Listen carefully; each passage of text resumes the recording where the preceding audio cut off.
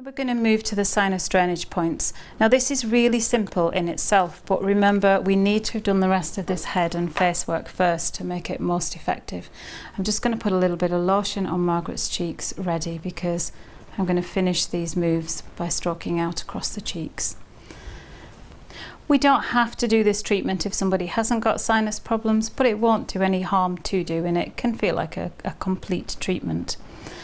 So remember, if you're doing this for sinuses, you need to do all of the other head and face work first. All we're doing is using your little finger, being careful that your nails are really short because you're working very close to the eyes, is we're going just underneath the inside of the eyebrows. All I'm doing is pressing and pulling up slightly into the eyebrows. Same little fingers then are going either side of the bridge of the nose, right on the inside corner of the eyes, and then down halfway out across the bridge of the nose. So it's right underneath the bottom of the eyebrows on the inside, right in the centre, and then right across the bridge of the nose. You'll see in your diagrams in your notes that these are the sinus areas that we're working directly on, and just applying that pressure helps with that drainage. We're then going to drain everything out, so we're using the little fingers.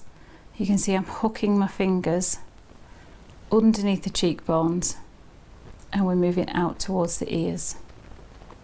There is a little bit of pressure being applied here, but it's not too much, because again you're working on the face and its delicate structures, and you just need to keep repeating that. You repeat it 4, 5, 6 times.